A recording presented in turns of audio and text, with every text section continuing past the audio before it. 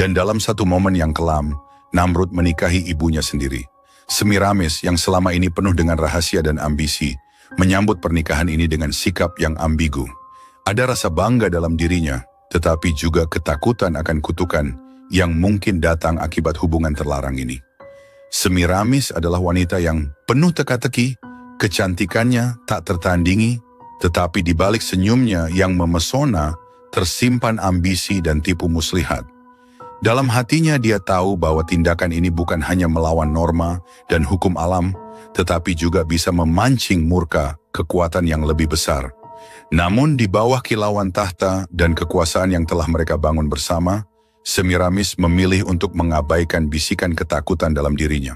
Namrud yang telah lama memandang dirinya sebagai sosok yang istimewa, bahkan lebih dari sekadar manusia, semakin percaya bahwa ia adalah anak yang ditakdirkan untuk menjadi penguasa atas segalanya. Keyakinannya didorong oleh desas-desus yang selama ini beredar di kalangan rakyat, bahwa dirinya lahir dari seorang perawan dan dilindungi oleh kekuatan alam sejak bayi.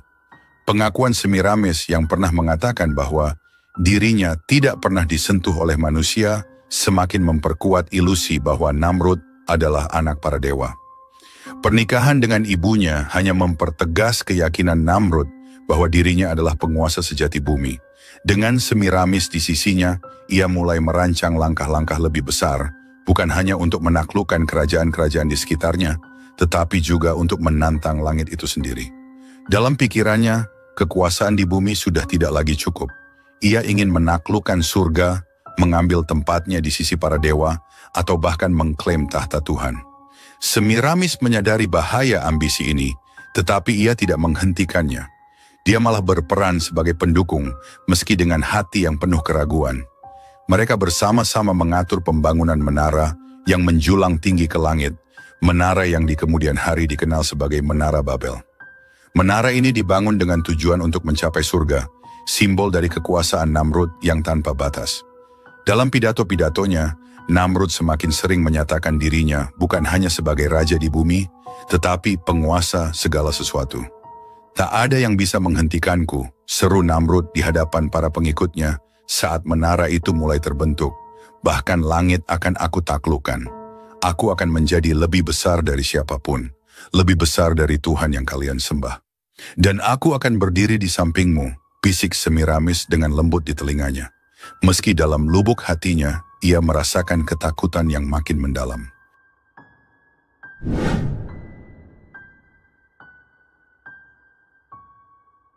Setiap hari Namrud akan bangun pagi-pagi, mandi dengan air dari sungai yang telah ditaburi emas dan rempah-rempah, dan mengenakan pakaian kebesaran kerajaan. Pakaian itu terbuat dari kain sutra termahal, dihiasi dengan emas dan permata yang berkilauan.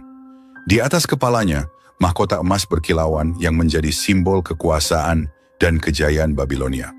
Namrud akan berjalan menuju singgasana emasnya yang besar, di mana ratusan pengikutnya sudah menanti dengan penuh rasa kagum dan takut. Tuanku yang agung, Tuhan kami, Engkaulah yang menguasai langit dan bumi, teriak salah seorang pengikutnya, sambil bersujud dalam-dalam di hadapan singgasana. Namrud hanya tersenyum sombong. Ia duduk dengan tenang, merasa dirinya sebagai penguasa segalanya. Di depannya, para pengikut, termasuk istri dan anak-anaknya, bersujud menyembahnya seolah-olah ia benar-benar Tuhan. Sembah aku dan nikmatilah perlindunganku. Namrud berkata dengan suara yang lantang, menggema di seluruh aula istana yang besar. Tidak ada yang berani membantah perintahnya.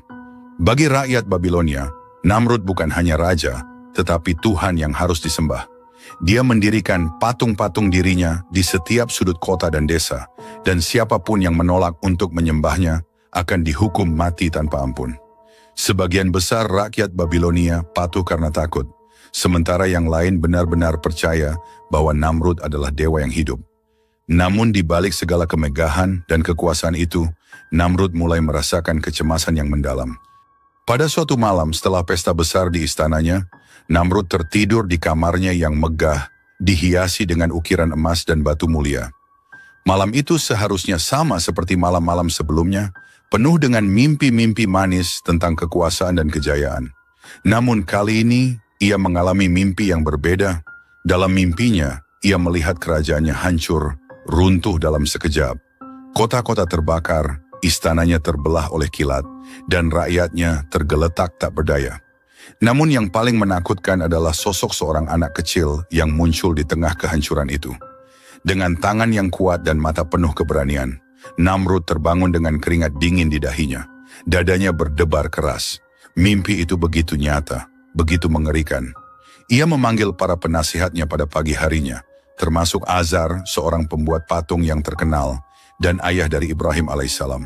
Di dalam aula besar istana, para penasihat berkumpul. Azar berdiri di sisi kanan Namrud dengan kepala tertunduk seperti biasa. "Apa arti mimpi ini?" tanya Namrud dengan suara yang bergetar. "Aku melihat kehancuran kerajaanku. Apakah ini sebuah pertanda?" Para penasihatnya saling berpandangan dengan cemas. Tidak ada yang berani berbicara. Namrud yang biasanya tegar dan penuh percaya diri, kini tampak berbeda. Wajahnya pucat dan matanya menyiratkan ketakutan yang belum pernah mereka lihat sebelumnya. Azar yang dikenal sebagai orang bijak memberanikan diri untuk berbicara. "Tuanku, mimpi seperti itu bukanlah hal yang bisa diabaikan. Bisa jadi ini adalah peringatan dari alam atau mungkin sesuatu yang lebih besar," katanya dengan hati-hati. Namrud terdiam, merenungkan kata-kata Azar. Ia tidak percaya pada Tuhan, tetapi dalam mimpinya, ia merasakan kehadiran sesuatu yang lebih besar dari dirinya sendiri, sesuatu yang menantangnya. "Apa yang harus kulakukan?"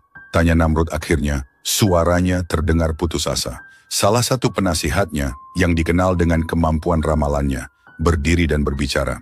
"Tuanku, menurut ilmu kami, mimpi seperti itu menandakan bahwa ada seseorang yang akan lahir malam ini, seorang anak yang akan menjadi ancaman bagi kekuasaanmu.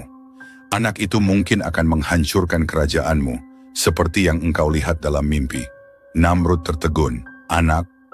Bagaimana mungkin seorang anak bisa menghancurkan kekuasaan sebesar ini? Tangkap semua bayi laki-laki yang lahir malam ini," perintah Namrud dengan marah. "Bunuh mereka semua. Aku tidak akan membiarkan siapapun meruntuhkan kekuasaanku." Perintah itu segera dilaksanakan. Tentara-tentara Namrud menyebar ke seluruh Babilonia, mencari bayi laki-laki yang lahir pada malam itu. Setiap rumah diperiksa, setiap tangisan bayi diawasi. Tidak ada satu pun yang lolos dari pengawasan mereka. Puluhan bayi laki-laki dibunuh malam itu, semua dalam upaya untuk mencegah takdir yang Namrud takutkan. Tidak jauh dari istana, di sebuah rumah kecil yang tersembunyi di balik bukit-bukit Babilonia, seorang bayi laki-laki lahir. Ia adalah Ibrahim, yang kelak akan menjadi nabi besar dan penantang kesombongan Namrud. Azar, ayah Ibrahim, yang juga pembuat patung kepercayaan Namrud, tahu bahwa kelahiran anaknya adalah sesuatu yang istimewa. Sejak awal, Azar sudah merasa bahwa anaknya berbeda.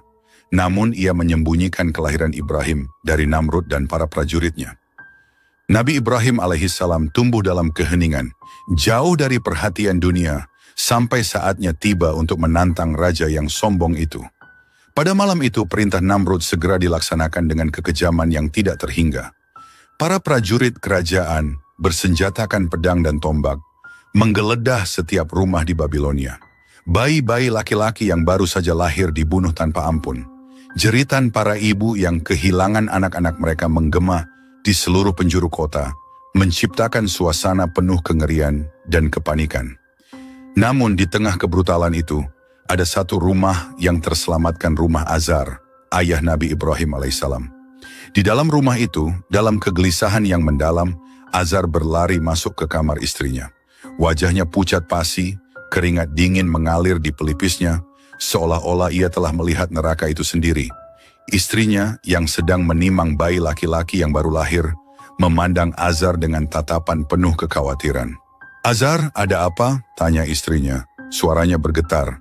Namrud. Azar terdiam sejenak, menelan ludah.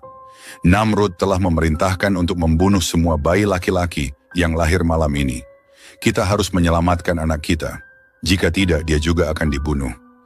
Istrinya tersentak mendengar kabar mengerikan itu.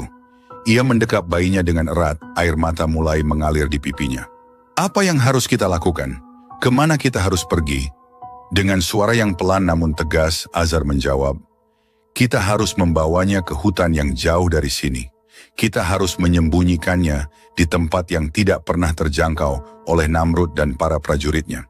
Azar kemudian membawa istri dan bayinya ke sebuah gua yang terletak jauh di luar kota Babilonia.